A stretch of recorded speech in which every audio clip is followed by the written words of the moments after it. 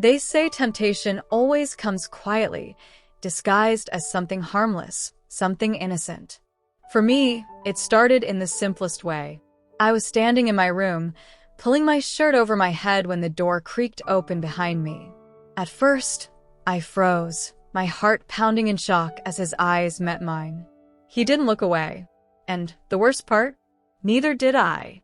It was just a moment, barely more than a breath. But something changed. Something dangerous sparked between us. Something I didn't want to admit. Not even to myself. I thought I could brush it off, laugh it away, pretend it never happened. But that moment, it was the first step toward a choice that destroyed everything. My family, my marriage, and my peace of mind.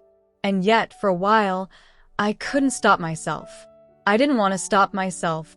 What followed was a series of choices I never thought I'd make. Late-night whispers, stolen glances, and secrets so heavy they kept me awake at night. I told myself it was harmless. I told myself I was still in control. But the truth? The truth is I let temptation win. It didn't happen overnight. It was slow, like a fire that starts with a single spark before it consumes everything in its path. The line between right and wrong blurred, and the thrill of being wanted, of being seen, became impossible to resist. What started as a mistake turned into an affair I couldn't escape. I lost sight of everything I swore I'd protect. The fallout? It was worse than I could have imagined. Hearts were broken, trust was shattered, and I learned that once you cross a line, there's no going back. This is a story of betrayal, regret, and the cost of giving in to the forbidden. And by the end of it, you'll see just how far one moment can take you, how quickly one decision can destroy a life. If you've ever been drawn to the edge of temptation, or felt the pull of something you knew was wrong, then you'll understand what happened next.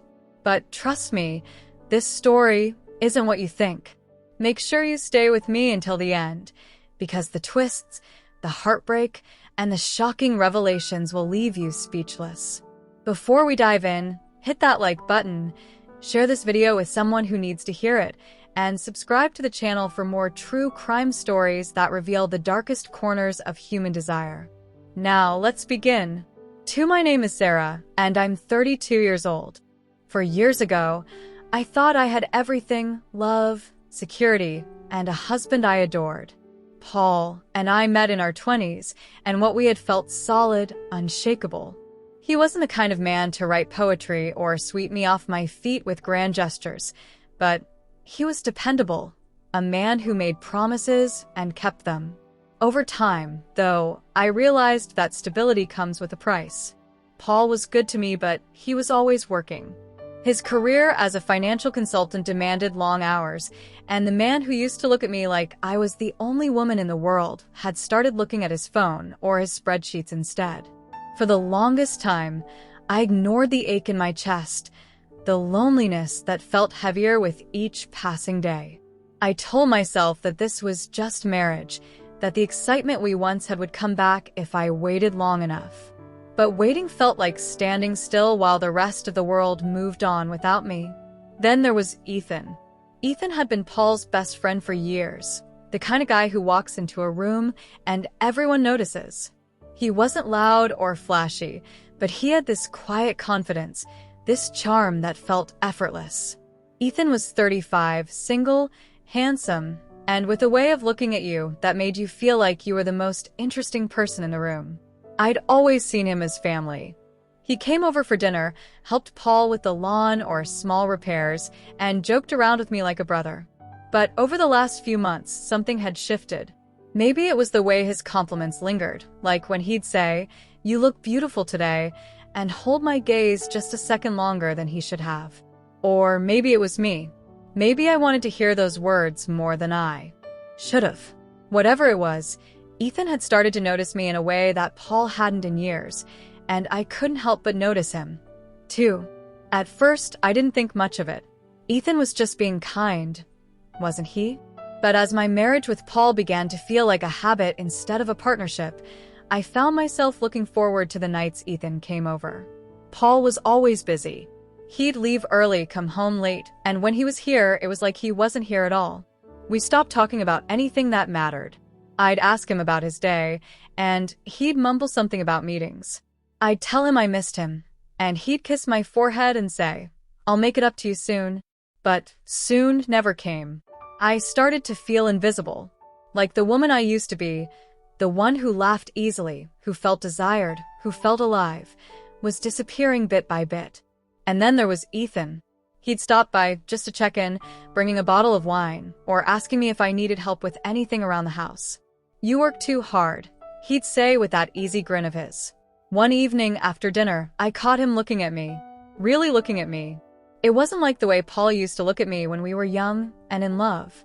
No, it was the kind of look that sent a thrill through me, a look that made me feel wanted. I should have stopped it then. I should have told him not to come back. But I didn't. I told myself it was harmless, that I was just imagining things. But I wasn't imagining it. Not at all. It happened on a quiet Saturday morning. Paul had left early for a work trip, and I was alone in the house. I'd just stepped out of the shower, wrapped in nothing but a towel, when the doorbell rang. It was Ethan. "Paul's not here," I told him, holding the towel tight against me. "I know," he said softly.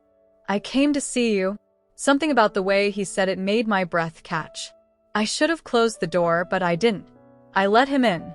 As I turned to head upstairs, I felt his eyes on me, trailing over me in a way that sent shivers across my skin.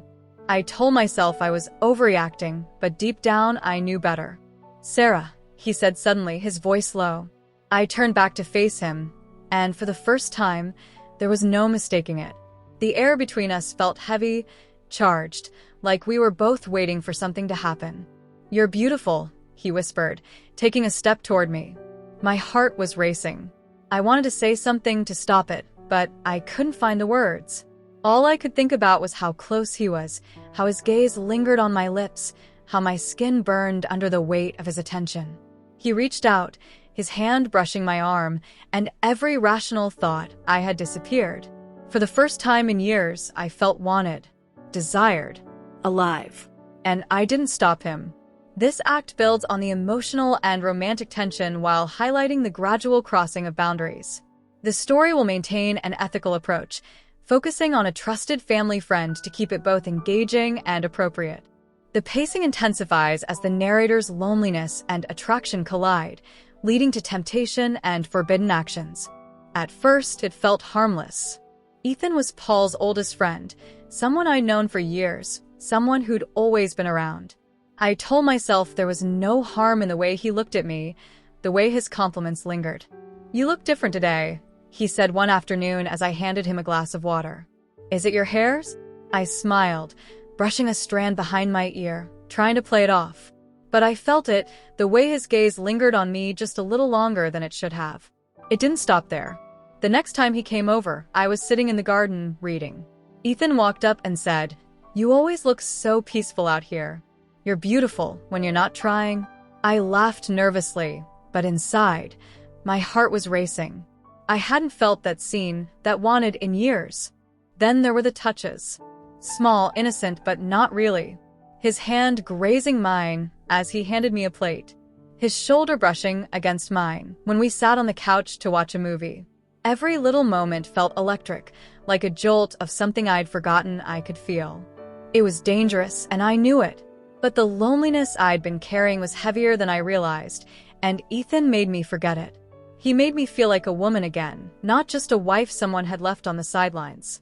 "Paul doesn't know how lucky he is," he teased one night as we cleaned up after dinner. His voice was light, but the look in his eyes wasn't playful. I should have said something. I should have told him to stop. But instead, I blushed and turned away, smiling like a schoolgirl with a crush. And that's when I realized the line we were tiptoeing closer to, the line I was about to cross. It happened late one night. Paul was out of town for work again. The house felt quiet, too quiet, and I was curled up on the couch with a glass of wine, flipping through channels on the TV. When the doorbell rang, I didn't think twice. It was Ethan. "You're here late," I said, trying to sound casual. He grinned that easy grin of his. "I was in the neighborhood. and thought you could use some company. I should have said no. I should have sent him away, but I didn't. I poured him a glass of wine and we sat on the couch, talking about nothing and everything, work, movies, dreams. Somewhere between the second glass and a joke that made me laugh harder than I'd laughed in years, Ethan turned to me. His expression had changed, softer, more serious. "Sarah," he said, his voice low. "You deserve more." I froze. My heart pounded so hard I thought he could hear it. "Paul's a lucky man," he continued, his hand brushing against mine. "But if I were him, I wouldn't let you feel so alone." I didn't know what to say. The room felt smaller, the air heavier, and when his hand lingered on mine, I didn't pull away. "Ethan," I whispered, but he leaned closer, his gaze locked on mine. "Tell me to stop," he said softly, his voice a breath against my skin. I couldn't. I wouldn't. When his lips touched mine, every rational thought disappeared. It was soft at first, hesitant, like we were both testing something we couldn't take back. But it didn't stay that way. His arms wrapped around me, pulling me closer, and my body melted into his. I knew it was wrong. God, I knew it, but I couldn't stop. I didn't want to stop. For the first time in years, I felt alive. His touch ignited something in me I thought was gone forever. His hands traced the curve of my back, his lips trailing from mine to the edge of my jaw, and in that moment, the rest of the world disappeared. I let myself fall. After that night, everything changed. Ethan and I had crossed a line we could never uncross, and no matter how much I told myself it was a mistake, I couldn't stop. He couldn't stop. He'd text me during the day, "Thinking about you." Late at night, when Paul was away, he'd come over. We were careful, or so I thought. The house would be dark except for the faint glow of a lamp in the living room. He'd slip inside without knocking, and the moment I saw him, every ounce of guilt would disappear. "You shouldn't be here," I'd whisper as he pulled me close. "I don't care," he'd say, his hands tracing my waist, his lips finding mine. The thrill was intoxicating, the secret meetings, the stolen kisses, the way he made me feel wanted, desired, cherished. I craved him. I craved the way he made me forget how empty I felt when Paul was gone. But the guilt was always there, lurking in the back of my mind. I'd lie awake after Ethan left, staring at the ceiling, wondering what I'd become. I'd tell myself I needed to stop, that this would destroy everything. If Paul found out. But the moment Ethan touched me, all my resolve disappeared. "We'll be careful," he promised one night, his voice soft as he brushed a strand of hair from my face. "No one will know." And for a while, I believed him. I thought we were in control. I thought we could keep it quiet. But secrets like this? They don't stay hidden forever. Looking back, I don't know how I thought I could hide it forever. I told myself we were being careful, that no one would ever find out. But secrets like this, they have a way of leaking through the cracks. It started with the little things.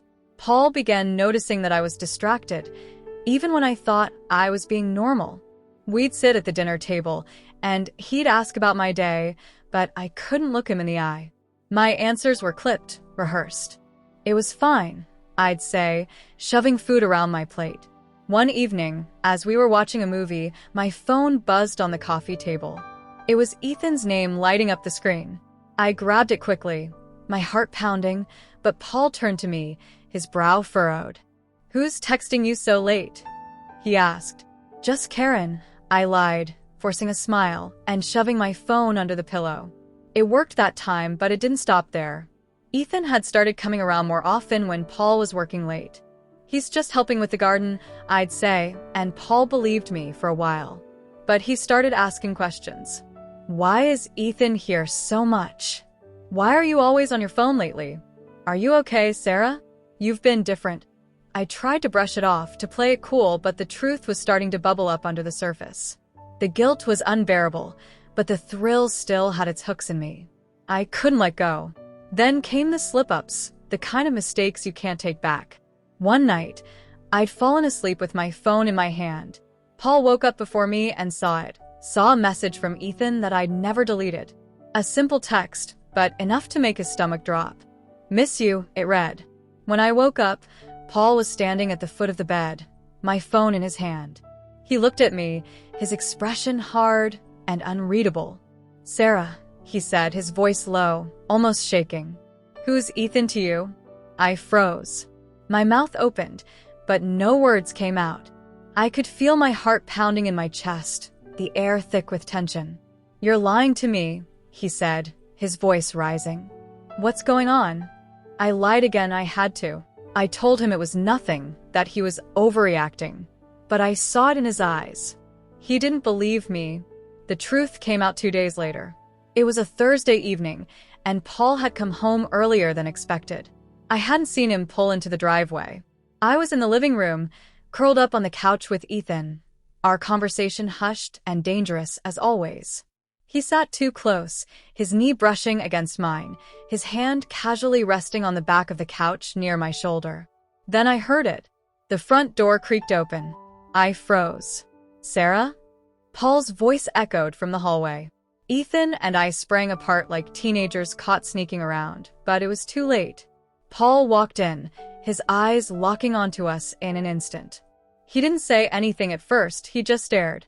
The silence was unbearable. "What's going on here?" he asked finally, his voice shaking with anger. "Nothing," I stammered, standing up too quickly. "Paul, it's not what it looks like."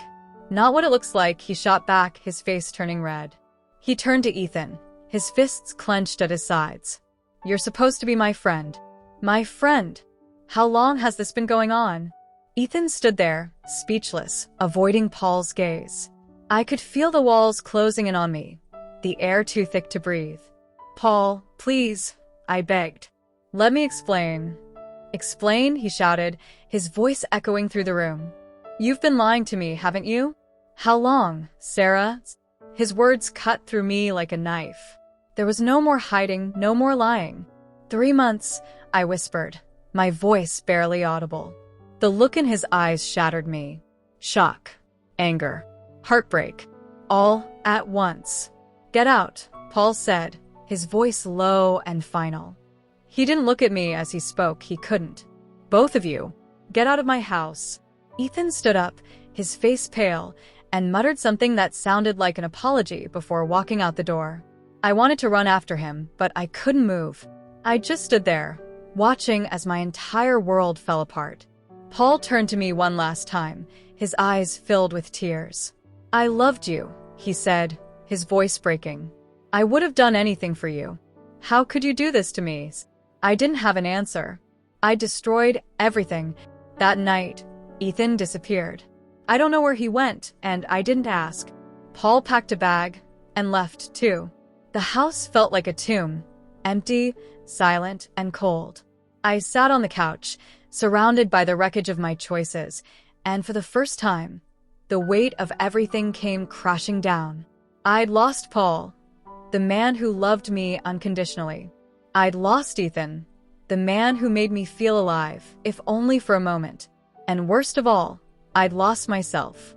Paul didn't come home the next day, or the day after. When he finally returned, it was just to grab the rest of his things. He didn't say much. He didn't need to. The look on his face said it all. Disappointment, anger, and the kind of sadness you can't put into words. I tried to call him, to apologize, to explain, but he didn't want to hear it. The trust we'd built over years had shattered into pieces, and no amount of words could fix it. "You made your choice, Sarah," he said quietly. "And now I'm making mine." I watched him walk away, knowing I'd never get him back. As for Ethan, he was gone, too. The man who once made me feel wanted disappeared as quickly as he came into my life, leaving nothing but guilt and regret behind.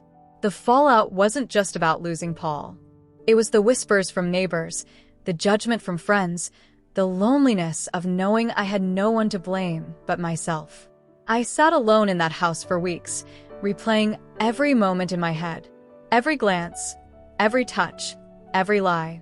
And the question I kept asking myself was this: was it worth it? When Paul walked out that night, he didn't slam the door. He didn't shout or throw things. He just left. And somehow that hurt more. The silence he left behind was deafening. I sat in the middle of the living room, surrounded by memories of what we'd built together. Our wedding photo still sitting on the shelf, the blanket we picked out on a trip years ago, the little signs of a life I'd thrown away. At first, I tried to convince myself it would be okay, that he'd cool down, come back, and we'd figure it out. But days turned into weeks, and Paul didn't come home. He sent for his things through a mutual friend, avoiding me entirely. No texts, no calls. It was like I had been erased from his life. I deserved that, I guess. I couldn't sleep. Every time I closed my eyes, I saw his face, the look in his eyes that night. Shock, betrayal, anger. But the worst part was the guilt. It ate away at me like poison. I'd ruined the man who loved me. I'd betrayed the vows we made, the promises we'd built our lives on. And Ethan? He was gone, too. He didn't call. He didn't check on me. Whatever spark we'd shared had burned out the moment we were caught, leaving nothing but ashes. I realized then what I hadn't seen before. Ethan had never been mine to hold on to. What we had wasn't real. It was a fantasy born out of my loneliness, a fire that burned too hot and left me scorched. I spent weeks in that house, surrounded by silence, haunted by what I'd done. I barely ate. I barely slept. I cried until I couldn't anymore, staring at the walls as if they held the answers I couldn't find. I'd thrown everything away for a thrill that lasted mere moments. And now I had nothing left. The hardest part of this whole mess wasn't losing Paul. It wasn't even losing Ethan. It was realizing how far I'd let myself go, how easy it was to justify the things I knew were wrong just because I wanted to feel something. Loneliness makes you do things you can't explain. It makes you seek comfort in the wrong places, makes you believe lies you tell yourself. I told myself I deserved more, that it was Paul's fault for leaving me alone. But the truth? I made a choice. I let temptation win. If I'd just talked to Paul, if I'd fought for us, fought for our marriage instead of giving up, I wouldn't be sitting here alone, trying to pick up the pieces of a life I broke with my own hands. Trust is fragile. It takes years to build, but only a moment to destroy. And once it's gone, you can't just glue it back together. I had to learn that the hard way. I started going to therapy, trying to figure out why I let it happen, why I thought I needed someone like Ethan to feel seen, to feel loved. I had to face myself, to own up to my mistakes, and accept that no one else was to blame for the choices I made. Paul deserved better. And honestly, so did I. If you're listening to this and you've ever felt invisible in your own life, let me tell you this. Talk to the people you love. Don't let the silence grow. Don't let the loneliness pull you under. Because once you cross a line, there's no going back. I lost everything because I gave in to something that wasn't real. I let temptation take control, and I let it ruin me. But maybe, just maybe, sharing this story will stop someone else from making the same mistake. If you're sitting there right now, staring at a line you shouldn't cross, walk away. I promise you, whatever's on the other side isn't worth the cost. Betrayal doesn't just destroy relationships. It destroys people. It's like a storm that tears through everything you thought was solid, leaving you to pick up the pieces alone. It makes you question who you are, the choices you made, and what you're capable of. But here's the thing. Betrayal also teaches you. It teaches you that love isn't just about feelings. It's about effort. It's about showing up, communicating, and fighting for the people who matter to you. Love needs trust, honesty, and work. Without those things, even the strongest bonds can crumble. I learned that lesson too late. I destroyed something beautiful because I let my loneliness speak louder than my loyalty. But maybe sharing this story will remind someone, anyone, that trust is sacred, and once it's broken, it's nearly impossible to rebuild. Now, I want to hear from you. Have you ever seen a relationship destroyed by betrayal? Maybe it happened to you, or someone you love. How did it change you? What did you learn from it? Share your thoughts and stories in the comments below. I'd love to hear from you. These stories, as painful as they are, remind us that we're not alone. They teach us lessons we carry with us for the rest of our lives. If this story kept you hooked, if it made you think, feel, or reflect, don't forget to hit that like button to subscribe, share this video with someone who might need to hear it, and subscribe to the channel so you don't miss what's coming next. I'll be sharing more shocking, real-life stories that uncover the darkest truths of love, trust, and betrayal. And trust me, what I have coming next might just surprise you.